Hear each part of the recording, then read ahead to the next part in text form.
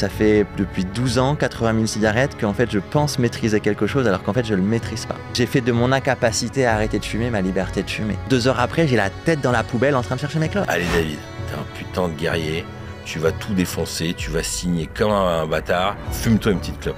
T'inquiète, je contrôle. Et au bout d'un moment, je comprends que je gère plus. Je fume de plus en plus, ça devient de plus en plus présent. Et en fait, c'est une putain de carotte. En fait, un fumeur au cours de sa vie va fumer à peu près 250 000 cigarettes. Il va perdre 15 ans de sa vie, il va dépenser 125 000 euros, il va passer 3 ans de sa vie à fumer. Mon cerveau, en tout cas, il dit non, mais là, c'est quand même vraiment abusé.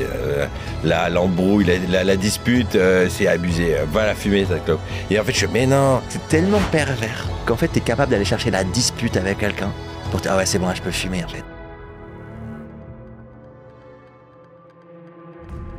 C'est la conversation la plus authentique que j'ai faite. J'ai beaucoup hésité. Vincent est un coach tabac. J'ai commencé les discussions avec lui, avec un ami en commun qui avait arrêté de fumer grâce à lui. Et je me suis dit, ok, j'ai besoin de me faire aider. Ça fait un certain temps que j'essaye par mes propres forces, je n'y arrive pas. Et pourquoi filmer cette session de coaching un peu? C'est que je me suis dit peut-être qu'un certain nombre de papas patrons se retrouvent dans cette situation, ils ont traversé un moment difficile et ils ont utilisé quelque chose pour les aider à traverser une genre de béquille, mais qui s'est installée dans le temps et dont ils n'arrivent plus à s'en défaire. Les addictions sont multiples et pour avoir rencontré beaucoup d'entrepreneuriat, chacun a des sensibilités dans des sujets différents. Donc derrière ce sujet du tabac, en réalité, on aborde le sujet des dépendances et des addictions en général auprès des entrepreneurs et des patrons.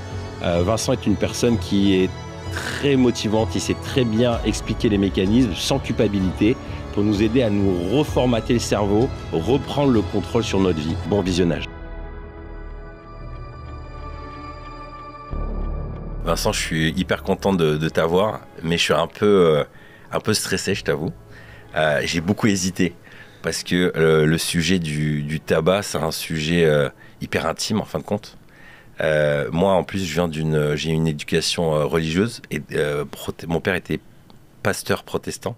Et dans mon milieu à moi, fumer, c'est un super péché, tu vois. Genre, c'est vraiment pas bien vu du tout. Et donc, du coup, c'est une manière d'être un peu public sur un truc dont je suis pas fier. Mais en même temps, je me rends compte que dans mon entourage, le sujet des addictions de façon générale et du tabac, c'est un gros sujet, surtout auprès des entrepreneurs. Et puis, s'ils ont en plus la casquette de papa, c'est encore plus complexe parce que ils savent très bien que des conséquences que ça peut avoir pour leurs enfants. Mais en même temps, je me suis dit, voilà, c'est une bonne occasion d'affronter le dragon et d'une certaine manière de me mettre un peu à nu en espérant que ça aide d'autres personnes. Donc déjà, merci d'être là avec moi. Toi, tu as un parcours un peu atypique. Ton sujet, c'est d'aider les gens à se libérer du tabac. Est-ce que tu peux me raconter le point de départ de cette aventure? Salut David, merci pour ton invitation. Vraiment ravi d'échanger avec toi sur ce sujet. Le point de départ, moi, la première rencontre avec la cigarette, c'est au lycée à 14 ans. Mais avant ça, j'étais persuadé que je fumerais jamais. J'avais une image hyper négative du fumeur. J'étais plutôt sportif, bonne santé. Je comprenais pas pourquoi est-ce qu'on pouvait fumer. Tes parents, ils fumaient pas? Mes parents fumaient pas. Je viens d'une famille presque aucun fumeur dans ma famille. Donc, on m'avait toujours dit qu'il fallait pas fumer. On peut devenir dépendant, c'est nocif, etc. Donc, je voyais vraiment aucun intérêt de fumer, mais au lycée, à force de voir mes potes fumer à chaque pause, la curiosité, pourquoi tu fumes, qu'est-ce que ça t'apporte, qu'est-ce que ça te fait? Et à un moment, on m'a dit, bah tiens, t'as qu'à essayer pour voir ce que ça fait, tu vois. Et là, la déception, ça c'est le truc dégueulasse, t'as envie de vomir, mais tu dis, mais pourquoi vous faites ça, les gars? C'est pas possible. Et en fait, à ce moment-là, tu te sens un peu con parce que tu te dis, bah peut-être que je suis nul, je sais pas fumer, enfin tu vois, des trucs d'ado un petit peu, un peu d'égo. Et j'ai réessayé, en fait, je sais pas pourquoi j'ai réessayé, tu vois, c'est un truc un peu plus fort que toi, tu te dis, ben, faut que je réessaye, et puis j'ai réessayé une fois, puis une troisième fois, une quatrième fois, et puis au début, à chaque pause, je demandais la fin des clopes de mes potes, j'achetais pas de cigarettes, j'en fumais pas, parce que j'avais pas la capacité, au niveau des poumons, de pouvoir fumer une cigarette entière, et c'est comme ça que, presque en m'amusant, j'allais dire que je suis rentré en fait dans le tabac et rapidement, j'ai acheté mon premier paquet et puis j'ai fumé régulièrement et puis j'ai pris le même rythme que mes potes à chaque pause, quoi. Donc on commence à 5 clopes par jour, 10, puis le paquet, quoi. D'accord. Et ensuite, après, donc, tu rentres dans la vie active, tu continues de fumer. Tu fais quoi comme taf Alors, moi, j'ai un master en finance, donc j'arrive à Paris en 2011 et je travaille dans une société de gestion pendant 3 ans et demi. Métier de stress? Non, pas plus que ça. Il y a un peu de stress, mais pas plus qu'un autre travail. Donc là, la cigarette, c'est plus en soirée, la vie parisienne, l'apéro. Moi, j'ai beaucoup... la cigarette assez festif au final, parce que j'ai fumé de 14 à 26 ans. Donc, 26 ans, on n'a pas encore vraiment de stress, je trouve, dans la vie. Plutôt très festif, amical. D'ailleurs, si je faisais des soirées, je passais à 2 paquets par jour. Ouais. Et c'est quoi le déclic, au moment où tu dis, putain, il faut que j'arrête? C'est quoi le déclic? C'est à force en fait d'écouter des personnes, un médecin, où en fait on explique ce qu'est l'addiction.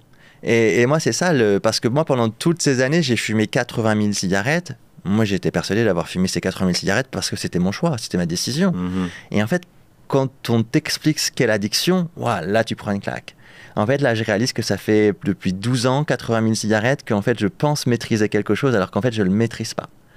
Et là, je vois en fait la fiction dans laquelle je me suis mise en fait. J'ai fait de mon incapacité à arrêter de fumer ma liberté de fumer. Et là, on rentre dans une prison qui est immense parce que comment sortir d'une prison si tu penses déjà être libre? D'accord. Et moi, c'est vraiment la compréhension des mécanismes de l'addiction. Je me dis, mais en fait, là, je suis en train de faire quelque chose que je pense que j'ai envie de faire, mais en fait, je suis juste en train de subir la situation. En gros, c'est cette sensation de perdre ta liberté où tu te dis, merde, en fait, je suis pas un esclave. C'est ça, alors que pendant toutes ces années, je pensais vraiment, justement, j'étais dans ce moment, je suis libre de fumer. Et là, en fait, c'est une claque. Non, en fait, non, je vais au bureau de tabac tous les jours pour ne pas subir le manque. Et c'est la réalité. Et là, en fait, tu vois, je suis en train de m'extraire de ma vie de tous les jours et je suis en train de prendre du recul. Et là, je fais les 12 ans en arrière. Et là, je vois que, effectivement, tous les jours, je vais au bureau de tabac. Chaque heure, j'allume une cigarette. Et c'est pas un choix. C'est devenu une obligation. Ok. Et alors, à ce moment-là, parce que comprendre les choses, c'est une étape, mais après, réussir à se couper d'une addiction, c'est un énorme défi. Donc, comment tu fais pour... tu arrives du premier coup? Non, c'est pas du premier coup. Et d'ailleurs, dans la vie de fumeur, j'ai eu des petites tentatives parce qu'à un moment, tu as peur des conséquences. Moi, je dis 99% du temps, je voulais pas arrêter de fumer parce que c'était ma liberté de le faire. Et 1% du temps, tu vois, une soirée où tu as trop fumé, le lendemain, t'es pas bien, tu te dis, mais en fait, pourquoi je m'inflige ça? Et là, les tentatives d'arrêt, elles durent 2 heures. C'est qu'en fait, ma première tentative d'arrêt, je trouve qu'elle est importante, elle est significative. C'est à la fac, grosse soirée, je vais en cours à 9h. Je prends ma cigarette juste avant d'aller en cours et là, je jette le paquet tellement cette cigarette, elle est répugnante. Mais je dis, c'est fini. Je vais en cours, 2 heures après, j'ai la tête dans la poubelle en train de chercher mes clopes. Tu vois le truc? Comment est-ce qu'en 2 heures de temps, je suis passé de je fumerai plus jamais à aller la tête dans la poubelle à essayer de retrouver mes clopes pour en allumer une? Là, tu as commencé à dire, il y a peut-être un souci, quoi. Ouais, tu te dis, il y a un souci, mais rapidement, tu fermes les yeux. Rapidement, tu fermes les yeux parce que ça te paraît tellement impossible d'arrêter quand tu es dans cette situation. Tu n'as pas envie d'affronter le problème en face. Donc, tu dis, non, en fait, c'est juste que j'aime fumer, c'est juste que j'en ai besoin, j'étais mal réveillé ce matin. Toi, tu trouves une excuse. Et donc, c'est plein de petites choses au cours de ma vie de fumeur qui t'interpellent quand même. Tu veux pas les voir, mais tu sais que c'est là. Tu sais que c'est là. Et entre le moment où tu mets ce paquet dans la poubelle et le moment où tu as vraiment arrêté, il s'est passé combien de temps? Là, je suis à la fac, tu vois, je dois avoir... à la fac, j'ai 20 ans, j'arrête, c'est 6-7 ans, j'arrête 6-7 ans après. Oui, donc c'est un long processus alors. C'est un long processus, mais sortir d'une addiction, c'est un long processus. Moi, dans mon livre, je dénomme 15 phases de prise de conscience. Ah ouais. C'est un long processus. D'accord. Au début, tu es dans l'indifférence, après, tu passes dans le dégoût, puis, tu vois, va arriver la curiosité. Enfin, il y a 15 niveaux de conscience et c'est un long chemin. Ah ouais. Et si on n'est pas aidé, on peut rester, ce que j'appelle dans le déni de son addiction, c'est qu'on pense qu'on est libre de consommer. D'accord. Donc là, en gros, la dernière cigarette, raconte-moi les quelques mois avant. Est-ce que c'est un coup de tête? Est-ce que c'est une putain de préparation? Est-ce que tu te fais accompagner à ce moment-là? Non, c'est pas une putain de préparation comme on pourrait croire. C'est plutôt un déclic. Et c'est souvent ça, hein, c'est un déclic, c'est... Ok, à un moment, Vincent, là, t'es pas libre. C'est le moment où tu regardes dans la glace, t'es pas libre. Cette cigarette, tu vas la fumer, mais c'est pas toi qui veux la fumer. Est-ce que tu décides de passer le reste de ta vie à assumer de fumer toutes les heures jusqu'à la fin de ta vie, ou est-ce que tu décides de résoudre le problème pour toujours? Est-ce que sur le papier, quand tu le dis comme ça a l'air facile? Ouais. Mais en fait, c'est un déclic très profond. C'est un déclic hyper profond et c'est la somme de tous ces événements en fait. C'est une préparation inconsciente. D'accord. Tous ces événements, en fait, consciemment, je me suis pas préparé en fait à arrêter ce jour-là. Mais en fait, quand je refais le film, oui, je me dis, en fait, oui, depuis toutes ces années, je suis pas libre. Et à un moment, il y a la décision, elle arrive. En fait, à un moment, il faut regarder la vérité en face. D'accord. Et le seul moyen de s'en sortir, en fait, c'est d'aller éteindre tous ces récepteurs-là de nicotine qui te poussent à consommer, c'est de déconstruire les schémas inconscients, c'est d'arrêter de se mentir. C'est d'arrêter de se mentir. Et c'est ça le plus difficile. On va y revenir après sur tous ces mécanismes et tout. Moi, ce qui m'intéresse, c'est un peu, là, dans un premier temps, ton parcours. Donc là, tu arrives à arrêter. Ouais. Tu continues ton taf. Ouais. Mais d'où te vient l'idée de dire, maintenant, je vais coacher les autres? En fait, j'ai tellement kiffé me sortir de cette addiction. Ah ouais, c'est un kiff, en fait, quand tu retrouves ta liberté et tu sais que tu as fait le bon choix. En fait, je sais pas, la voie du manque, elle disparaît. C'est quand la voie du manque, elle a disparu que tu réalises qu'est vraiment la liberté.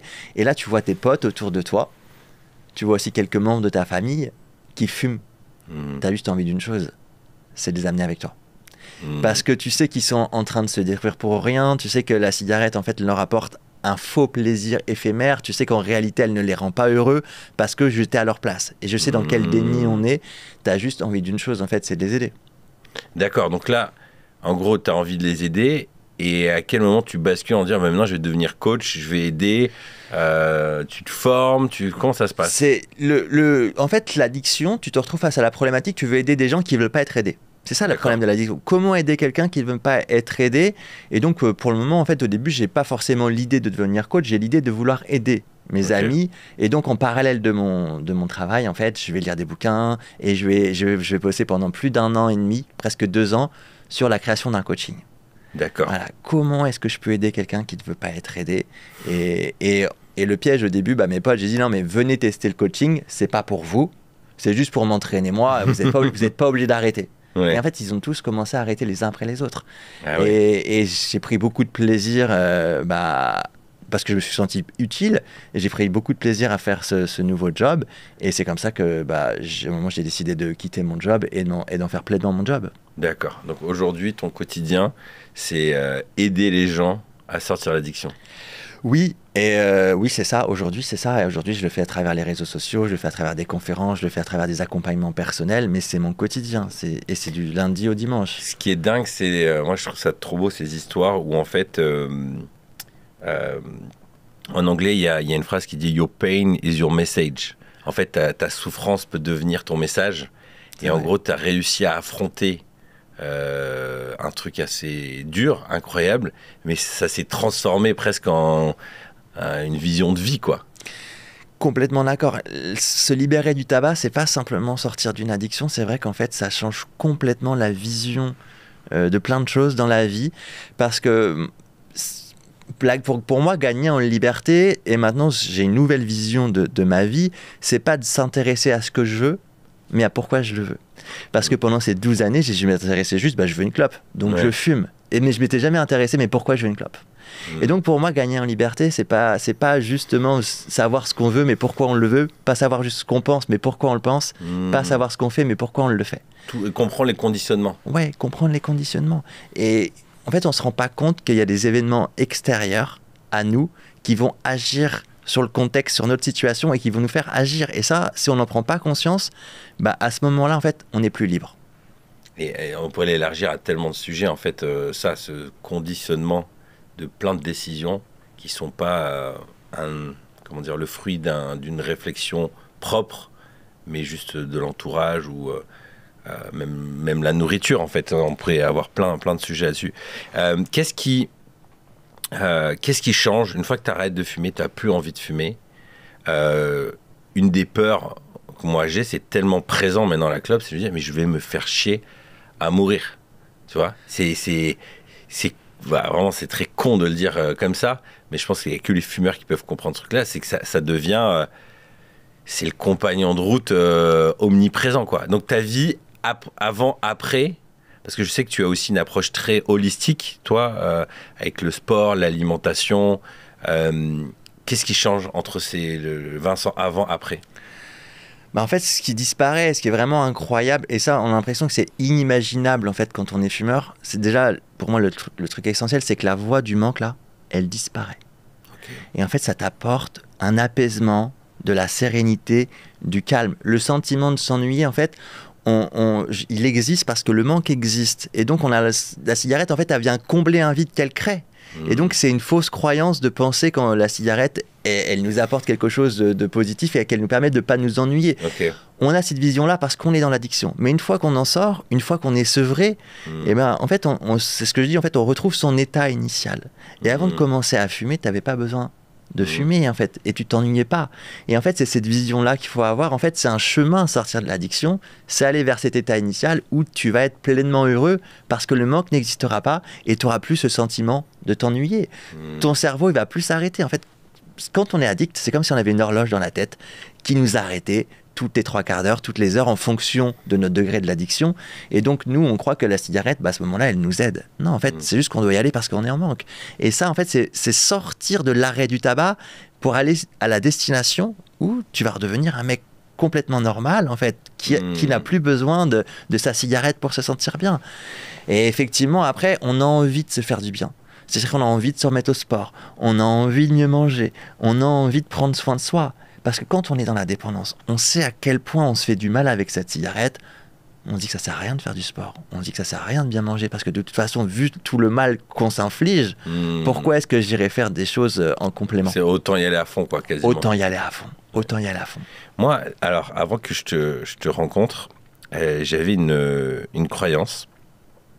C'est que moi, je pense que j'ai remplacé presque une addiction par une autre. C'est que moi, j'étais un gros mangeur. Tu vois. Et mes stress...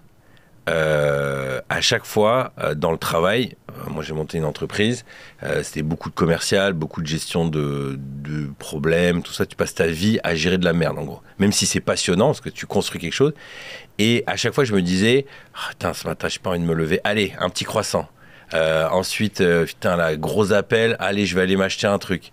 Et en fait à chaque fois je me disais je le fais mais il y a un truc derrière, la carotte, tu vois. J'avais toujours besoin de cette carotte. Et en fait, la clope a remplacé ça. Alors moi, l'histoire, elle est un peu particulière. C'est que moi, je fume depuis peut-être 5-6 ans. Et ça a été un moment, un peu avant le Covid, où je me suis fait un peu challenger au niveau professionnel. On disait, David, là, il faut que tu ailles au bout de tes appels téléphoniques.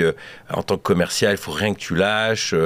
C'est bien, tu ouvres plein, tu es un bon prospecteur, mais il faut transformer tes affaires et tout ça.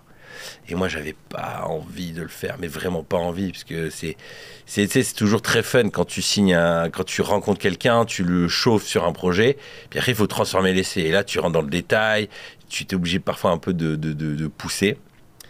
Et je sors, la phrase qui m'avait été donnée, c'est David, il faut un peu que tu matures. Un peu dur, tu vois. Et je me dis, bon, faut que je mature. En parallèle de ça, il y a un peu un drame dans ma famille. Je ne vais pas rentrer dans les détails. Donc, moi, je suis quelqu'un qui absorbe beaucoup mes émotions. Tout ça cumulé fait que je me dis, allez, David, t'es un putain de guerrier. Tu vas tout défoncer. Tu vas signer comme un bâtard. Toutes ces histoires-là de famille et tout, tu vas les mettre de côté. Fume-toi une petite clope. Et en fait, à côté de ça, moi, je suis à Bordeaux. L'agence est Bordeaux-Paris. Et à Paris, il y a beaucoup de fumeurs. Quand je viens ici, à chaque fois, comme à la pause, ça fume tout le temps. Puis là, je me dis, ah, vas-y, une petite clope. Puis je dois faire mes appels. Je vais me faire une petite clope pour pas y penser. Et là, d'un coup, en très peu de temps, je dois faire un appel. Je dis, putain, j'ai pas envie de le faire. Allez, je vais me fumer une clope. Et en fait, c'est comme si je me dissociais. Je faisais un truc chiant, j'avais pas envie, mais le fait de fumer, ça me motivait. Et là, j'ai tabassé en business, mais vraiment comme un dingue. Donc je me suis dit, cool. En plus, je mangeais beaucoup moins. Je me dis, cool. Et puis ma femme commence à me dire, ah, putain, tu fais un peu chier. T'inquiète, je contrôle. Je me souviens le premier paquet que j'ai ramené à la maison. Je suis sur la terrasse en train de fumer ma clope et je vois, j'entends putain. Et ma femme, elle jette le paquet par la fenêtre. Tu sais, j'ai été en colère. Je lui dis, t'inquiète, c'est bon, je gère. Et puis au bout d'un moment, je comprends que je gère plus. Mais en même temps, ça m'est super utile. Et là, en fait, je commence à comprendre que je suis embarqué. Je dis, bon, j'arrêterai plus tard. Et donc là, je fume de plus en plus, ça devient de plus en plus présent. Et en fait, c'est une putain de carotte. C'est-à-dire qu'en gros, si je me couche tard et je dois me lever tôt, j'aurai ma petite clope. Même pour le sport. Je me suis mis au rameur depuis septembre. Le matin, je me lève tôt, je fais mon rameur pendant 30 minutes, 1 heure. Je lui ai dit, j'ai pas envie de le faire. Je vais me faire une petite clope après. C'est un putain de moteur. Et là, au fond de moi, je me disais, bon, ce truc-là, en fait, il est plus que simplement une addiction physique, elle est là, mais c'est un vide intérieur que je veux remplir. Donc, il faut que j'arrive d'abord à gérer ce putain de vide et peut-être que ça m'aidera. Donc, moi, j'avais une approche plutôt presque psy, tu vois, thérapeutique du truc. Qu'est-ce que t'en penses? En fait, il faut bien comprendre les mécanismes de l'addiction. Parce que cette addiction, elle agit sur le circuit de la récompense. C'est pour ça qu'on a ce sentiment qu'elle nous donne un coup de boost. En fait, notre cerveau va nous récompenser d'avoir stoppé les symptômes de manque. En fait, on est une première fois dépendant à la cigarette à travers la nicotine, une drogue hyper addictive, aussi addictive que l'héroïne, la cocaïne. Une fois que c'est installé, en fait, elle va agir, quand les récepteurs ne sont pas alimentés, ça va agir négativement sur ton humeur, sur tes émotions, sur ton bien-être. Et donc, rapidement, c'est quelque chose qui est désagréable pour toi, qui n'est pas supportable. Et donc, tu allumes une cigarette, tu prends ton shot de nicotine, ça te détend, ça te relaxe, tu te sens mieux. Et ça, c'est la première dépendance. Mais le problème, c'est que le cerveau, il va l'intégrer, cette dépendance, comme un besoin fondamental, comme boire, manger, dormir, respirer. Et donc, à ce moment-là, en fait, ta volonté, elle ne suffira plus à décider parce que ton cerveau en a fait un besoin plus important que ta santé, plus important que ton argent, plus important que tes relations sociales. D'ailleurs, des fois, il y a des problématiques dans des couples ou avec les enfants, parce que quand on est addict, on fait passer la cigarette avant les gens qu'on aime. C'est terrible à l'avouer, mais ouais. C'est la réalité. Et on ne l'avoue pas, mais c'est la réalité. Et ça, c'est la deuxième dépendance. Donc à ce moment-là, en fait, on perd le contrôle. C'est avec cette dépendance-là qu'on perd le contrôle. C'est plus notre volonté qui décide, c'est notre inconscient qui nous pousse à consommer. Et la troisième dépendance, qui est pour moi la plus puissante, c'est la dépendance psychologique. C'est qu'on va faire de notre ennemi notre meilleur ami. En fait, on va créer une relation affective avec la cigarette. Pourquoi cette relation affective, elle se crée? Parce que c'est lorsque tu consommes pas que tu es moins bien, en manque, que tu es malheureux. Et donc, dès que tu consommes, tu as le sentiment d'aller mieux. C'est le soulagement du manque. Et donc, toi, tu vas pas faire de cette cigarette un problème, mais la solution. Tu vas pas en faire une dépendance, tu vas en faire une récompense. Tu vas pas en faire ta prison, tu vas en faire ta liberté. Et donc, à ce moment-là, en fait, tu vois, c'est un lien hyper puissant parce que tu n'as pas la bonne perception de l'objet. Tu vois, en fait, pour moi, en fait, moi, c'est comme ça que je me visualise quand j'étais dépendant au tabac. En fait, j'étais la marionnette de l'industrie du tabac qui me tenait avec 3 fils. Le fil de la nicotine qui crée la souffrance, le fil de l'inconscient, en fait, qui va prendre ta volonté, et le fil de la dépendance psychologique, tu vas aimer ce qui te détruit. Et c'est pour ça qu'on parle d'une dépendance psychologique, et tu le ressens quand tu fumes. À chaque fois que tu te détruis en fumant, ton cerveau te récompense. Parce que cette nicotine, elle agit directement sur ton circuit de la récompense. Au même titre qu'un besoin fondamental, quand tu manges, ton cerveau te récompense d'avoir mangé parce que tu l'as bien alimenté. Et en fait, c'est le même mécanisme ce qui se passe, mais pour un besoin complètement inutile. En fait, l'industrie du tabac ne répond pas à une demande ou à un besoin. Non, elle crée le besoin. Et une fois que le besoin est créé, ton bien-être est pris en otage chez le buraliste et tous les jours, tu dois aller le récupérer.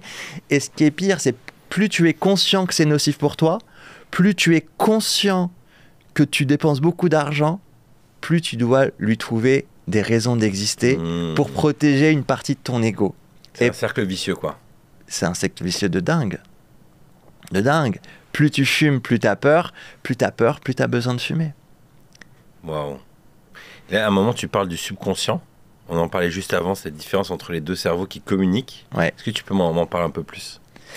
Sur la partie autonome du cerveau, voilà, tu disais que le subconscient, c'est lui, en fin de compte, c'est qui nous dirige, quoi. Ouais, en fait, c'est par rapport à la dépendance comportementale. Voilà, il faut savoir qu'il y a une partie du cerveau qui va gérer la température de ton corps, la digestion, qui va gérer la respiration, etc., etc. Et en fait, comme le cerveau ne comprend pas le manque, avec cette nicotine, il va l'intégrer. Et donc, à chaque fois, en fait, ce cerveau, quand il détecte que tu n'as pas suffisamment de nicotine, il t'envoie un petit stimulus au cerveau de la raison. Si le stimulus n'est pas puissant, tu vas dire non, c'est bon, je ne fume pas. Mais en fait, plus le temps va passer, plus le manque va augmenter, plus les stimulus vont être importants. Et c'est pour ça qu'on arrive dans des situations extrêmes d'irritabilité. On est prêt à faire des 30 km. On est prêt à aller chercher, on est prêt à aller dans une poubelle ou rallumer un mégot. C'est parce que les stimulus sont de plus en plus forts. En fait, notre cerveau, il est en train de nous dire, là, ça va pas. Il n'y a plus de nicotine. Parce que lui, il en a fait comme un besoin fondamental. Sur le subconscient aussi, c'est différent. C'est la perception qu'on se fait de la clope. Ça, c'est plus dépendance psychologique. Ce qui est terrible, en fait, le meilleur outil marketing, c'est le fumeur lui-même. Comme il n'est pas conscient des raisons pour lesquelles il fume, en fait, il va véhiculer une image positive auprès de son entourage. Et c'est ça, en fait, qui va créer la plus grande dépendance, c'est que l'ignorance collective va devenir une preuve sociale. C'est quoi l'ignorance collective? C'est que chaque individu pense fumer parce qu'il en a envie. La réalité, c'est qu'ils fument tous parce qu'ils sont dépendants. Et donc, ça, en fait, on va transformer ça en une preuve sociale. Et donc, c'est pour ça que nos enfants vont être impactés. En fait, si tu as un enfant de 5 ans, par exemple, et toi, tu rentres du boulot, tu n'as pas eu le temps de fumer ta clope, tu es énervé, tu es stressé. Ton enfant va ressentir ses émotions. À ce moment-là, il va rien te demander. Il va te voir aller fumer ta clope. Tu vas revenir détendu, calme, soulagé. Dans le cerveau de l'enfant de 5 ans, la cigarette, elle a soulagé papa. C'est une aide, c'est une récompense. Et donc, toi, en fait, sans t'en rendre compte, tu vas véhiculer ces images-là auprès de tes enfants pendant toute leur adolescence, toute leur enfance. Et c'est-à-dire qu'eux, ils te voient gérer tes émotions avec la cigarette dans leur subconscient. La cigarette, elle gère le stress. La cigarette, elle gère l'anxiété. La cigarette, elle gère la tristesse. La cigarette, elle permet de passer des meilleurs moments conviviaux. Et c'est pour ça que la prévention, juste en disant que c'est mauvais pour la santé, elle n'est pas efficace. Parce que le comportement dit le contraire. Et c'est ça, le côté le subconscient qui va agir en fait sur notre perception de la clope, c'est que sans nous en rendre compte, on aura été impacté par le comportement de notre entourage depuis qu'on est enfant. Wow. Et c'est pour ça qu'en fait, quand on met tout bout à bout, la dépendance, elle est hyper puissante parce qu'on est face à une substance hyper addictive qui est la nicotine, qui prend en otage justement notre volonté parce que des schémas inconscients se mettent en place, qu'on appelle les habitudes et les réflexes. Et en plus, maintenant, on est amoureux de ce qui nous détruit. Donc, après, il y a aussi tous les médias. Moi, le nombre de, tu vois, les séries de mafieux ou de mecs un peu badass et tout. Genre, je pense à Peaky Blinders ou des trucs comme ça, où en fait, tu sens les mecs virils, forts, qui gèrent bien leurs émotions, qui sont là, tu sens qu'ils ont passé une grosse journée, ils sont en train de fumer leur clope et tout. Ça, ouais. Mais moi, j'ai autant fumé qu'en regardant des séries de mafieux, quoi. Je dis, ouais, putain, je suis un mec dur. En fait, c'est les images véhiculent.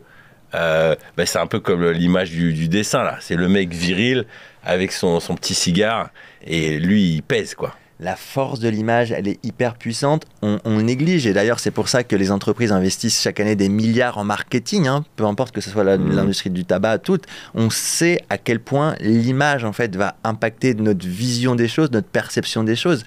En réalité, on n'est pas viril parce qu'on fume, mais en fait cette association effectivement, elle a été faite à travers les films, à travers les séries, et bien sûr que c'est de la pub complètement déguisée, et ça va accentuer la preuve sociale, mais c'est quelque chose de complètement illusoire en réalité.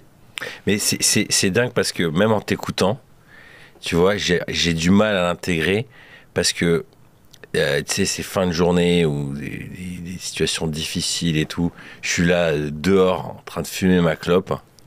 Mais en fait, je l'associe tellement à un truc de putain, j'ai encaissé toute la journée, je suis rentré, ma femme était en colère, j'ai réussi à garder mon sang-froid, les enfants, ouais, tu vois, j'ai réussi. Et en fait, là, ouais. Je l'ai tellement associé à c'est le truc qui me fait tenir que j'ai du mal à maintenant, psychologiquement, je le comprends. C'est pour ça que tout à l'heure, je parlais de ce déclic qui doit être. Qui doit traverser ton corps, pas juste mental. C'est ça, c'est que je le comprends quand tu le dis, mais moi c'est intense. Et c'est pour ça que je te demande, je pense qu'il y a une dimension physiologique que j'entends, mais moi j'ai l'impression que ce truc-là, je l'avais avant avec je vais me faire à bouffer. C'est-à-dire qu'en gros, j'ai l'impression que mon défi à moi, il est même plus profond, c'est comment je traite l'émotion. ce qui est intéressant pour moi justement, parce qu'en fait on se rend pas compte, mais c'est vrai que toute la journée en fait on est à la recherche de la dopamine et on peut la retrouver dans l'alimentation avec des troubles du comportement alimentaire et on va pouvoir gérer nos émotions avec la nourriture, mais bon c'est complètement pas du tout constructif et destructeur sur le long terme. C'est pour ça que le sport, c'est quelque chose pour moi d'essentiel pour trouver un équilibre. Moi, je fais pas du sport pour être bien physiquement, je fais du sport pour être bien mentalement. Aller chercher cette dopamine, cette sérotonine pour commencer la journée. Et je me sens beaucoup plus équilibré dans ma tête et j'ai plus du tout ces envies d'aller manger un truc ou d'aller d'aller boire de consommer quelque chose pour me sentir bien. Mais c'est vrai qu'en fait, une fois que cette nicotine elle touche le cerveau, en fait, ça crée un déséquilibre puissant. Mais pour moi, le sport, c'est quelque chose qui doit faire partie de notre vie. Et sans être un sportif de haut niveau, mais faire 45 minutes de sport par jour, c'est 10 000 pas. Hein. C'est ce que recommande l'OMS, tu vois. Aller faire ce sport pour avoir une santé mentale bien meilleure. Et pourquoi, en fait, on a autant de mal à faire des choses qui sont bonnes pour nous? C'est assez compliqué. Si on avait la réponse, je pense que on ferait tous les choses bien, mais... En fait, c'est aussi les images qui sont véhiculées dans notre société. Hein. On nous incite à la consommation. Il faut bien comprendre, on nous incite à la consommation. Cette consommation nous incite à consommer toujours plus. Et on a l'impression qu'en fait, on va chercher le bonheur en fait, dans la consommation.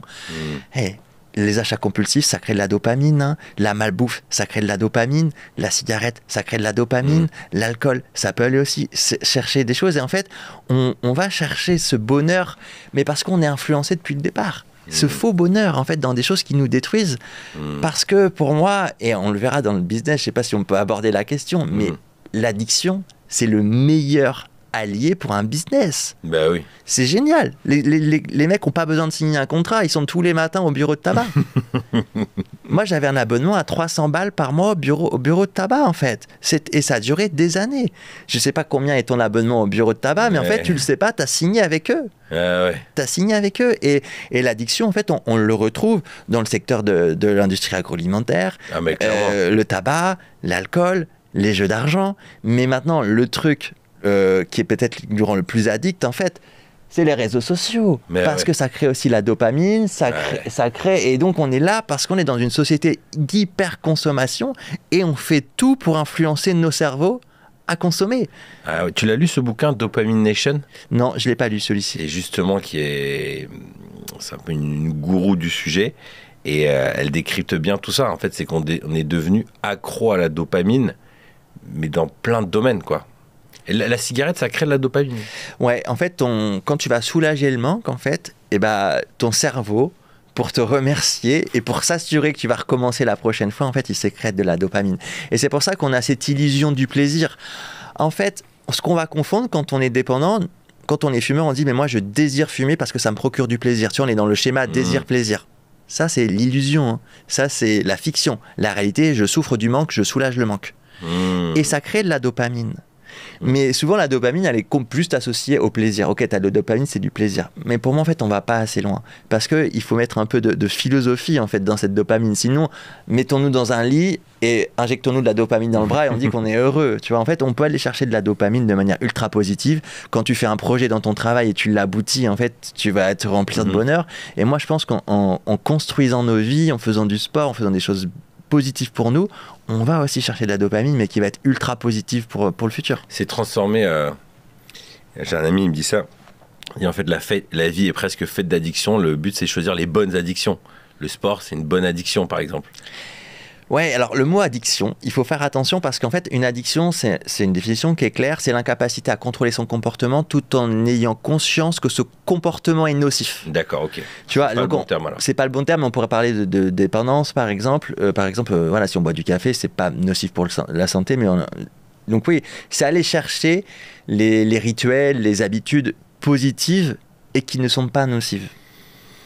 Il y a une image que tu utilises que je trouve assez puissante, c'est t'en as plusieurs autour de ça, mais c'est le pompier pyromane. C'est cette relation qu'en fait on va créer avec la cigarette qui en réalité c'est quoi, c'est le syndrome de Stockholm où tu deviens amoureux de ton bourreau. Ouais. Ouais, alors le pompier pyromane, j'adore utiliser cette image-là pour comprendre en fait l'addiction. Enfin, imagine, tu vois, un pompier pyromane qui irait mettre le feu à un immeuble tu vois, en cachette, derrière le regard de tout le monde. Et donc là, tu as plein de personnes dans l'immeuble. Et lui, il arrive avec sa lance devant les caméras. Il éteint le feu, il sauve tout le monde. Ah, tu dis, ce mec, il est génial, il est incroyable, médaille, Légion d'honneur, tout ce que tu veux. Mais maintenant, si tu sais que c'est lui qui a mis le feu, t'as plus la même perception. Bah oui. En fait, la cigarette, elle agit exactement de la même manière sur chaque fumeur. En fait, elle va créer le feu en toi, c'est-à-dire qu'elle va créer l'irritabilité, le stress, elle va créer de l'anxiété. Et dès que tu l'allumes, en moins de 3 minutes, elle vient éteindre tout ce qu'elle a créé. Et donc toi, tu as une perception hyper positive de la clope. Elle vient d'enlever tous tes problèmes. Mais en fait, elle est la cause de tous tes problèmes. Et donc, en fait, ce changement de perception, il est hyper important. La cigarette, elle n'est pas ton amie, elle est la criminelle qui t'oblige à consommer. Et en fait, ce tour de magie, il se passe peut-être devant tes yeux, peut-être 10, 15, 20 fois par jour, mais en fait, tu ne veux pas le voir. Au fond de toi, tu le sais, mais tu ne le vois pas. Et en fait, cette cigarette, en fait, je dis, en fait, c'est quasiment une relation perverse, narcissique qui se crée. C'est-à-dire qu'en fait, elle te tabasse entre chaque clope, elle te fait mal, elle te fait souffrir, toi, et dès que tu l'allumes, elle te paraît incroyable. Ah non, je peux pas la quitter, elle est trop bien cette clope. Ouais, c'est ça. Et c'est cette relation qui se crée. Et en fait, il faut sortir du schéma, ok, je vais ressentir le manque, mais dans 3 semaines, 1 mois, ce manque n'existera plus. J'aurai retrouvé mon équilibre et je serai juste heureux de ne plus être obligé de fumer. C'est un mantra que j'ai utilisé très souvent. En fait, et c'est important de le visualiser, tu ne perds pas le droit de fumer, tu retrouves le droit de ne pas fumer. Ouais, c'est pas un droit de fumer, c'est une obligation. C'est les mécanismes de l'addiction qui te poussent à le faire. Et donc, aller retrouver ce droit de ne pas fumer, moi, c'est comme ça que j'ai visualisé mon arrêt du tabac. Alors, depuis que tu t'es embarqué dans ce chemin d'accompagner les gens à sortir de fumer, tu as travaillé sur une méthode qui s'est incarnée dans le livre. Oui. Est-ce que tu peux me partager un peu ces grandes étapes? Tu dis que toi, ça t'a pris 6 ans. Ce processus, donc tu as essayé de le condenser en une méthode. Raconte-moi les étapes. Je vais parler surtout de la première étape qui est pour moi la plus difficile en fait à admettre, parce qu'il y a 7 clés dans le livre, 7 étapes essentielles pour se libérer du tabac. C'est l'acceptation. D'accord. C'est-à-dire qu'en fait, on ne se rend pas compte qu'en fait, on vit dans le déni de toutes ces années. En fait, on trouve des raisons d'exister à la cigarette. On lui trouve des excuses pour l'allumer. Enfin, tu vois, à chaque moment, on lui trouve des raisons d'exister. Et c'est l'acceptation d'être sous l'emprise de quelque chose. Tu vois, en fait, ça, pour moi, c'est l'étape la plus importante. Sortir... Ouais, là, du déni de l'addiction. Bah non, en fait, je contrôle pas. C'est vrai que là, en t'écoutant et en réécoutant ce que j'ai dit avant, même si mentalement je l'ai, j'ai dit plein d'excuses. Oui, c'est pour les émotions. Oui, c'est pour ci. Et en fait, toi, ce que tu invites à dire, c'est mais non, mais ça, c'est ton cerveau qui te fait croire qu'en fait, t'en as besoin, alors qu'en gros, c'est un gros mytho. Je vais te donner, c'est exactement ça. Au final, si tu vis au pôle Nord, tu vas même pas te demander si tu mets un pull ou pas. Tu vas mettre un pull tous les jours de ta vie. Si tu vis au soleil en Espagne, tu vas même pas te demander si tu en mets un ou pas. Tu vas vivre en t-shirt toute ta vie, en fait.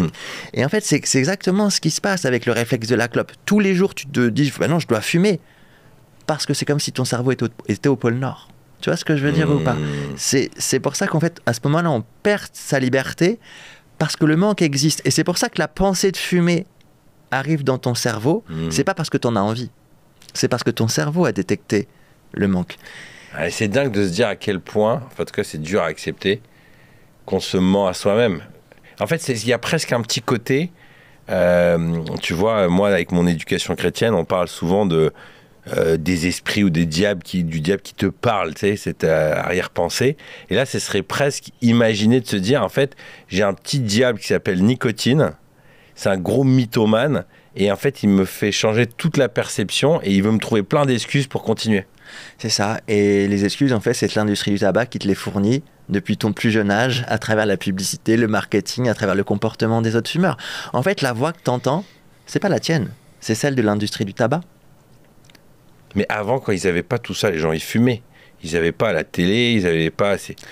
Non, mais tu as eu beaucoup de publicité de manière complètement différente, mais il y avait beaucoup moins de fumeurs. Mais ça a toujours... Oui, ça existe depuis très longtemps, mais parce que la dépendance, mais l'industrialisation, elle a été permise à travers le marketing. C'était dans quelles années, ça, le moment où vraiment c'est devenu mondial, les gens... Parce que tu vois, tu regardes des films, je sais pas, des années...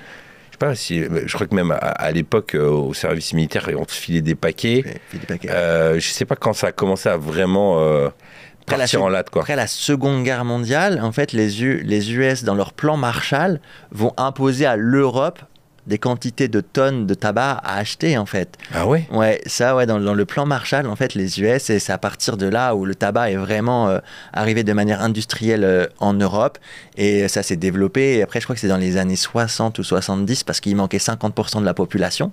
Au début, que les hommes fumaient, et on va utiliser, en fait, l'émancipation de la femme, on va lui mettre une cigarette à la main, et là, on va pouvoir toucher la deuxième partie du business qui manquait, en fait, tu vois.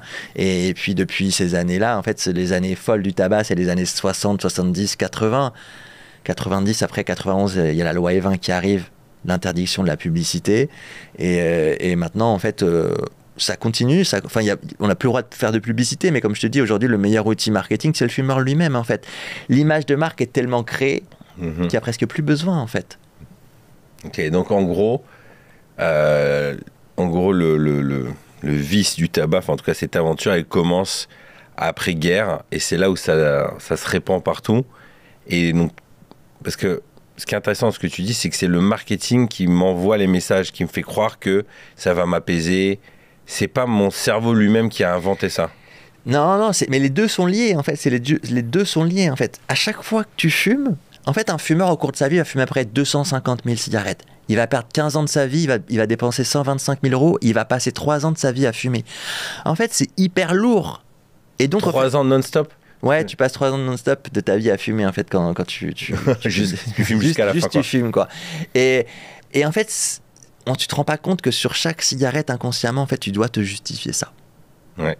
Oui, c'est vrai. Qui dépenserait 100 000 balles pour perdre 15 ans de sa vie, tu vois. Et donc, en fait, c'est ça qui est lourd. Et en fait, tu vas aller chercher, en fait, de manière inconsciente, dans le comportement que tu as observé quand tu es jeune, dans les publicités, dans des films, dans des séries, dans des choses que tu as entendues. Ah non, mais moi, je fume parce que là, je suis stressé. Ah non, moi, je fume parce que là, je pleure. Ah non, mais moi, je fume parce que j'ai un anniversaire. En fait, tu vois, toutes ces excuses-là. Mais en fait, non, on fume juste parce qu'on est dépendant. Et tu vois, en fait, l'histoire, en fait, c'est que la dépendance, elle est à plusieurs étages. Physique, comportemental, psychologique. Donc, étape 1. L'acceptation. La deuxième étape, et qui est pour moi qui est important, c'est se poser la bonne question. Tout le monde se demande, en tant que fumeur, est-ce que j'ai envie d'arrêter de fumer ou pas? Cette question, elle est stupide.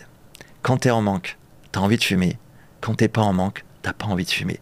Et donc, en fait, t'as pas une réponse stable pour prendre une décision. Parce qu'on est dimanche soir, t'as envie d'arrêter de fumer, lundi matin, ouais, j'ai envie de fumer, tu es au bureau de tabac. Donc, en fait, t'es toujours dans l'indécision, t'arrives pas à te fixer un réel objectif. Et donc, moi, la question que je propose, c'est quelle personne souhaites-tu devenir?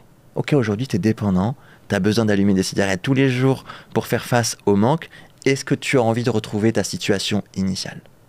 Est-ce que tu as envie d'être libéré de ce cercle vicieux?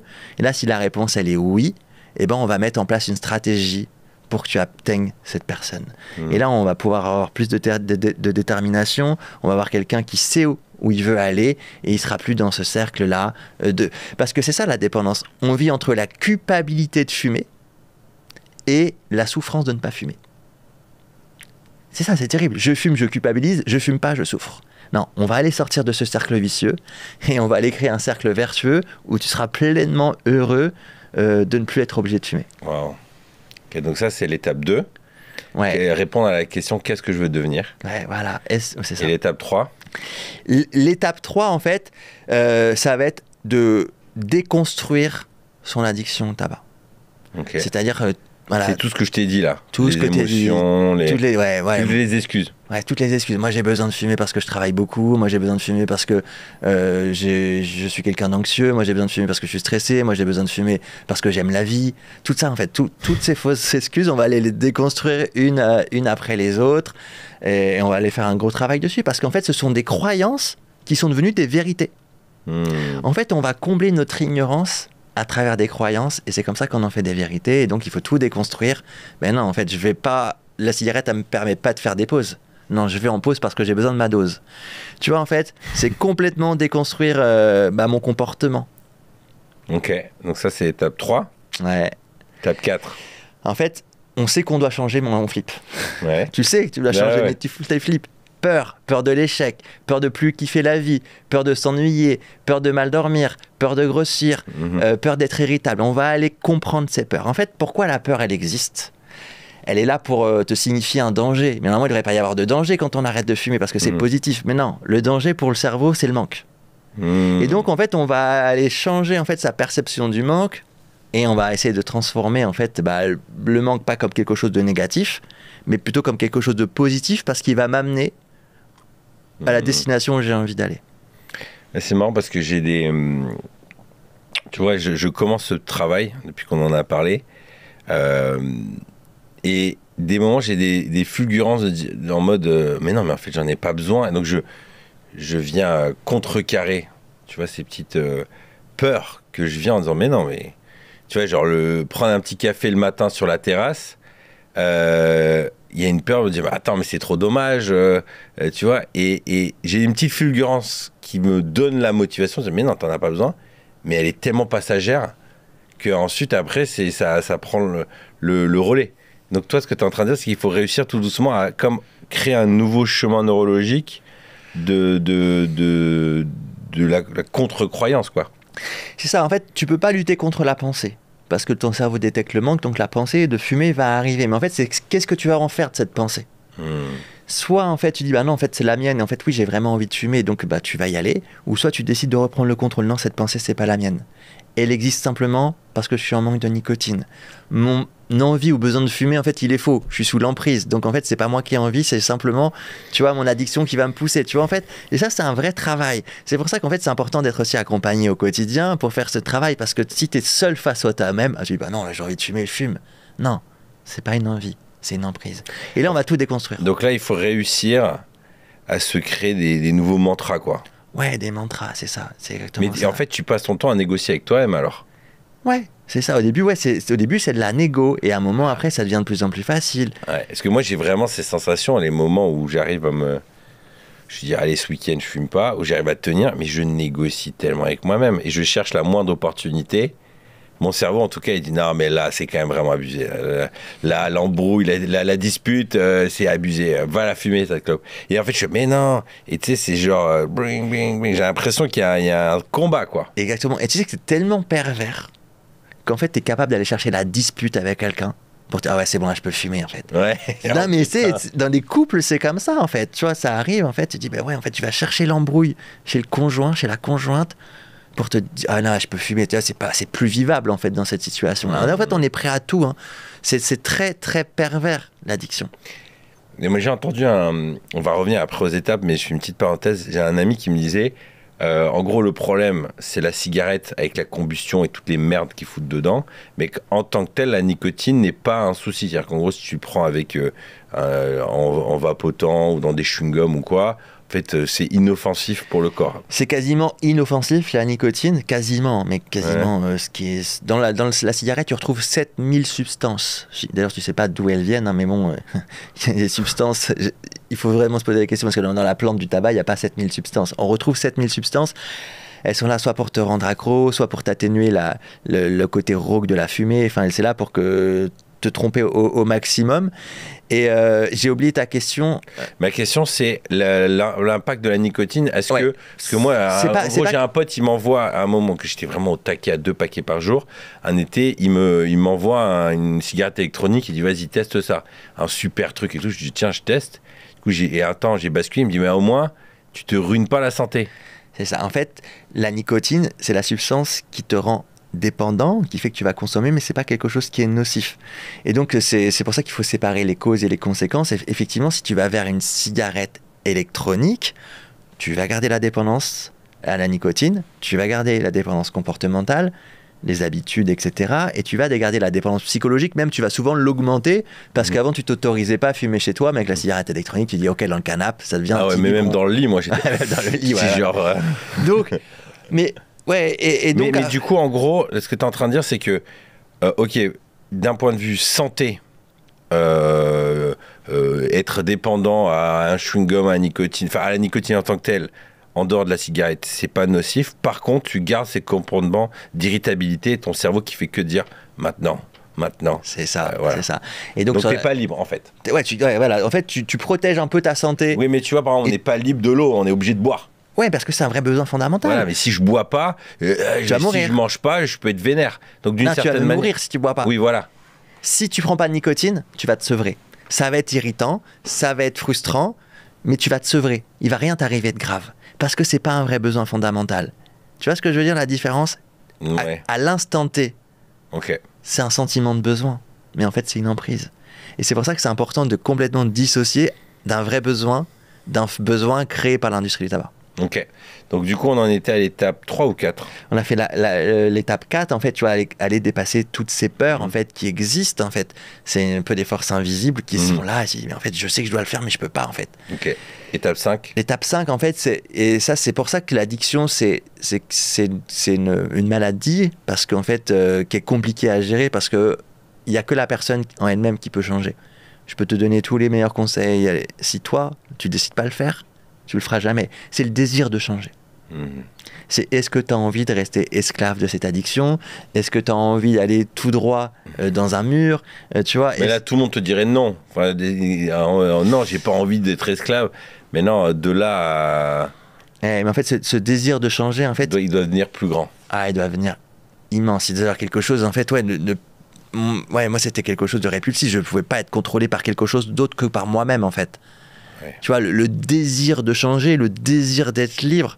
Mais c'est-à-dire que le désir, en fait, c'est marrant parce que l'enjeu, là, ce que tu es en train de dire, c'est qu'il faut que ce soit plutôt une logique de désir et pas de culpabilité. Ah ouais. Parce que la culpabilité, on pourrait se dire, putain, elle devrait nous faire bouger, quoi. Et non, parce qu'en fait, et c'est là où c'est contre-productif de te dire, ouais, c'est mauvais pour ta santé, on te le répète tout le temps et tu fumes toujours. Parce que t'es dans un combat entre le présent et le futur. C'est qu'à l'instant T, toi, cette drogue, elle est hyper importante. Et donc, tu es prêt à sacrifier le futur pour pouvoir vivre ton présent. C'est pour ça que la peur de tomber malade, elle n'est pas suffisante, parce qu'à l'instant T, tu es pas malade. Ouais. T'es pas malade et surtout, tu as l'impression que en fait, tu vas plus profiter de la vie à l'instant T. Et donc, la peur de pas vivre pleinement ta vie est plus forte que la peur de tomber malade. Ok. Alors que le désir... c'est une force différente, c'est ça? Ça n'a plus rien à voir. En fait, on n'est plus dans la culpabilité de fumer. On est, est-ce que j'ai envie de retrouver la liberté de penser, la liberté d'agir? Est-ce que j'ai envie de me retrouver moi-même, la personne que j'étais avant de commencer? Toi, on n'aborde plus le sujet de la même manière. On n'est plus, je dois arrêter de fumer parce que j'ai peur. Non. Et je vais le faire parce que je veux me retrouver moi-même. Ok. Donc ça, c'est l'étape 5. L'étape 6. L'étape 6, en fait, c'est l'état d'esprit qu'on doit avoir quand on arrête de fumer. En fait, il faut être hyper positif. Et donc, c'est vraiment une clé hyper importante. En fait, on a toutes les raisons de se plaindre. On aurait toutes les raisons de se plaindre pour arrêter de fumer, parce que pour moi, cette drogue, elle ne devrait pas exister tellement elle est addictive. Mais si tu te plains, tu as déjà perdu. Si tu te plains face à cette cigarette, tu as déjà perdu. Parce que plus tu vas te plaindre, plus tu vas être irritable, plus tu vas t'énerver, et plus tu auras envie de fumer. Et donc, en fait, il faut arrêter de se plaindre, mais en fait, comment, en fait, je passe à l'action? Soit on se trouve des problèmes, soit on trouve des solutions, tu vois, le mindset, tu vois, et ça va être hyper important. Soit je dis, bah ok, je reste spectateur ou je deviens acteur. Donc, c'est un gros chapitre sur le livre, sur quel mindset aborder face à une addiction, et pour moi, c'est essentiel. Du premier abord, on a envie de se plaindre, mais si on se plaint, on fera pas 3 pas. On fera pas 3 pas. Ok, mais là, on a l'étape 6, on n'a toujours pas arrêté de fumer, là. On est dans la préparation. Ouais, on est dans la préparation, et l'étape 7, c'est la prise de décision. Ok. J'ai un ami là, que j'ai rencontré, j'ai revu là, ce week-end, et je me souviens que moi, je l'ai connu quand moi, je fumais pas, et lui, il fumait beaucoup. Puis à un moment, il fumait plus. Et ça doit faire 5-6 ans qu'il fume plus. Du coup, moi qui étais en plein dedans, je lui demande, je lui dis, mais alors comment t'as arrêté? Et lui, il m'a dit que son médecin lui avait prescrit un médicament qui s'appelle, je vais le retrouver. Le Champix, non? Un truc comme ça, ouais. Ok. Et alors il dit, putain, c'était violent de fou. T'as la gerbe, tu te sens pas bien. Et puis il y a un petit côté un peu dépressif, c'est un antidépresseur, je crois. À la base, c'est un antidépresseur. Et en fait, quand il a été testé, ce médicament, ils ont observé que les fumeurs fumaient moins. Et c'est comme ça que c'est devenu un médicament pour aider les fumeurs à arrêter de fumer. Et depuis, il n'a plus touché une clope. Il dit, je peux plus toucher une clope. Il dit, par contre, quand tu le prends là, pendant plusieurs jours, t'es vraiment... c'est chaud, quoi. Ouais, mais ce médicament, même, il a été retiré du marché. Enfin, je sais pas là si en ce moment il est sur le marché ou pas, parce que justement, il y a beaucoup d'effets secondaires. On est sur un médicament qui va quand même agir sur le cerveau. Hein. Là-bas, c'est un antidépressif. En fait, c'est une substance qui va se placer en fait, sur les récepteurs de nicotine, et la nicotine, elle va plus pouvoir en fait, se fixer. Okay. Et donc, il n'y aura plus l'effet addictif parce qu'il n'y aura plus le shot, il n'y aura plus le système de récompense qui se met en place, et il y a tout de suite un dégoût. En fait, si tu fumes et tu n'as pas le shot de nicotine, tu as le vrai goût de la clope, c'est écœurant, c'est pas bien, et donc ça peut créer un rejet. Après, la dépendance, elle est physique, comportementale et psychologique. Donc en fait, sur cet aspect physique, c'est bien. L'aspect comportemental aussi, tu vas perdre les habitudes, mais attention, si tu n'as pas déconstruit psychologiquement, si dans ta tête, tu as perdu quelque chose d'important, peut-être que dans 6 mois, peut-être que dans 1 an, tu retomberas parce que tu vas vivre une situation où tu penses que la cigarette pourra t'aider. C'est pour ça que c'est hyper important de déconstruire les 3. Physique, comportemental et psychologique. Toi, ce que tu es en train de dire, c'est fais tout le boulot mental, tout ce qu'on est en train de se dire. Ouais. Mais le moment où tu as dit go, c'est bon, c'est ma dernière, cet outil peut être vraiment un outil puissant. Le Champix, là, où je sais pas comment. Alors, moi, je connais pas suffisamment le Champix pour en parler suffisamment. Je connais même pas de personnes qui l'ont utilisé, mais pourquoi pas? Il faudrait vraiment se renseigner auprès d'un médecin qui prescrit le Champix. Moi, je sais que je travaille pas du tout avec des médicaments. Toi, en fait, c'est quoi tes conseils une fois que la personne elle a dit okay, stop, go?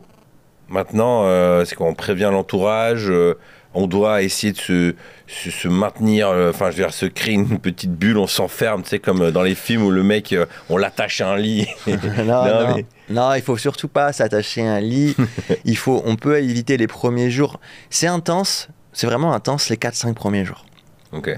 Le pic de nicotine, en fait, il arrive au 3e jour. Et après, ça diminue.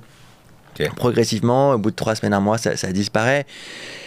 Pour moi, comment j'ai fait? Moi, j'ai fait du sport. Je buvais beaucoup de thé le matin. Ouais. Tu vois, tu as la bouche qui est occupée, tu as la tasse, c'est quelque chose qui est sain. Du thé sans sucre, en plus, tu vas pas grignoter, tu vas pas prendre de poids. L'après-midi, je buvais beaucoup d'eau, des exercices de respiration. Tu peux faire de la méditation, de la cohérence cardiaque. Et puis surtout, relire des mantras qui vont vraiment t'aider. Tu vois, dès que tu ressens tu vois, ce faux besoin arriver, ben non, en fait, tu dis que c'est faux. Et donc, quand tu relis des mantras, c'est presque les avoir sur papier. Ouais, j'avais affiché dans mon appartement, j'avais plus de 20 mantras. Que je me brossais les dents, j'avais un mantra sur toutes les portes. Ouais. Moi, j'étais en mode, j'avais prévenu mes potes au début, si je vous supplie en soirée de me donner une cigarette, je préfère que vous me collez une droite et vous allez me coucher. Je veux absolument pas prendre de nicotine, je veux m'en sevrer, je veux m'en libérer.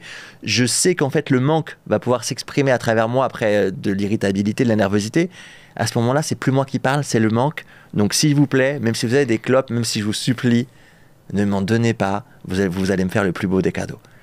Et au final, ça s'est jamais arrivé parce que j'étais tellement prêt que psychologiquement que j'étais déterminé. Et donc tu t'es donné une date lundi 16h, ou est-ce que c'est un moment c'est-à-dire oh putain c'est bon allez ciao et puis ça se prépare, je me rappelle pas exactement de m'être donné une date, ça fait plus de 13 ans, mais ça se prépare un peu, tu vois, tu sais que dans les 2-3 jours ça va arriver, et là tu te dis demain j'y vais, et là tu prends, t'écrases et c'est parti. Toi aujourd'hui, quelles sont les différentes solutions que tu proposes à quelqu'un qui veut arrêter de fumer, parce que c'est ton métier maintenant. Donc tu as écrit le bouquin. Ouais, le bouquin d'ailleurs. Tu faisais de la ouais, vas-y. Ouais, d'ailleurs qui marche très bien. Les gens ont vraiment des super retours sur ce bouquin.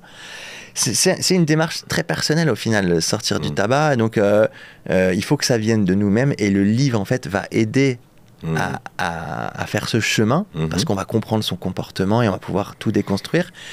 Je propose aussi donc des accompagnements personnels. Donc là, c'est 3 mois, on est 3 mois ensemble, 7 jours sur 7, pendant 24 heures sur 24, avec 10 séances de coaching. Je te suis tous les jours sur WhatsApp. J'ai également cet accompagnement de manière collective. J'accompagne des fois 300 personnes en même temps. Donc là, c'est des conférences avec beaucoup de monde, un groupe WhatsApp où les gens se soutiennent, s'entraident. Et c'est cool parce que souvent on se sent seul face à cette addiction, et l'accompagnement collectif, on voit qu'en fait tout le monde est dans la même galère et il y a un petit côté ok je suis pas seul à galérer et on va se soutenir. Et puis aussi là ce qui va sortir en septembre, une nouvelle application où il y aura tout mon programme avec que des vidéos, donc des vidéos à regarder, à écouter en fait quand tu fumes au début, tu vois, c'est des vidéos de prise de conscience, sortir en fait de cet écran de fumée où on se croit libre, ah non en fait je fume pour ça, des conférences pour bien déconstruire son addiction au tabac, tout un programme de préparation et ensuite des vidéos à chaque fois que tu penses à la cigarette et t'es dans le doute, t'écoutes la vidéo et là tu dis bah non c'est bon je passe à autre chose. Les envies c'est assez furtif au final, tu vois. Et donc là, l'idée de ces vidéos, c'est que les idées, elles passent, elles glissent, et puis que tu retrouves petit à petit ta liberté. Je crois qu'il y a toute une partie aussi après de la vie d'après, encourager au sport, l'alimentation, pour vraiment donner envie et accompagner à se réinventer, quoi. Exactement. Dans l'application, il y a également des recettes healthy, des cours de sport. Parce que la peur de grossir, on n'en a pas parlé, mais fait partie en fait des freins à l'arrêt du tabac. On grossit pour 2 raisons. Parce qu'il y a une raison qui est physiologique. En fait, quand on fume, on prend beaucoup de monoxyde de carbone. Ce monoxyde de carbone, en fait, il va venir se fixer sur l'hémoglobine à la place de l'oxygène dans le sang. Et donc, ton cœur, il va battre 10 à 20 battements minutes supplémentaires par rapport à un non-fumeur. Ça va augmenter ton métabolisme. Donc, en arrêtant de fumer, tu n'as plus de monoxyde de carbone. Donc, ton sang est beaucoup mieux oxygéné, d'ailleurs c'est pour ça que tu retrouves une belle peau, etc. Mais ton cœur bat un peu moins vite. Et donc en fait, le temps que tu retrouves un équilibre, il y a un risque de prise de poids. Ici, tu vois, il faudrait marcher 3/4 d'heure pour compenser la différence. Et la deuxième raison pour laquelle tu peux prendre du poids, c'est que tu vas faire un transfert de ta dépendance. C'est-à-dire que tu vas, ok, t'arrêtes la nicotine, mais tu vas transférer vers le sucre. Et là, en fait, c'est immense en fait la possibilité de prendre du poids et donc là l'idée il y a des jus détox, des menus healthy pour vraiment avoir une hygiène de vie qui te permettent de pas prendre de poids et des cours de sport qui vont t'amener de la dopamine et brûler aussi quelques calories. Donc ouais, c'est assez holistique comme accompagnement sur l'application et hyper bienveillant. Voilà, je sais ce que c'est d'être dans l'addiction. J'ai cru que j'allais fumer toute ma vie à un moment tellement c'était compliqué d'en sortir, mais en fait il existe un chemin pour s'en libérer. Merci Vincent. Merci à toi David. Si cet échange a fait écho avec ton propre cheminement, je pense que tu vas apprécier l'e-book que j'ai rédigé pour les papas, patrons, pèlerins. Adieu la culpabilité des parents entrepreneurs. J'ai mis à l'écrit 17 pensées qui m'ont aidé à réduire de 30% ce sentiment de culpabilité. Tu sais, cette impression de ne pas être assez présent pour ma famille, pour mon travail. Pourquoi 30%? Tout simplement parce que ce sentiment ne disparaît jamais vraiment. Bien géré, il est un indicateur, mais non contrôlé, il fait beaucoup de dégâts. Cela fait des années que je travaille sur ce sujet, car la culpabilité est très présente en moi et c'est un sentiment qui se transmet de génération en génération. Et je ne veux pas refiler ça à mes enfants. Trop lourd à porter. La culpabilité, c'est porter l'entière responsabilité des événements. Dans l'e-book, je te partage aussi un cheminement mental pour t'aider à discerner ta part de responsabilité, au lieu de te flageller, encaisser, faire le sauveur, de plutôt responsabiliser les gens autour de toi. Il est gratuit et il te suffit de cliquer dans le lien dans la description. En le téléchargeant, tu t'inscris aussi à ma newsletter où je te partage mes nouveautés. Bisous.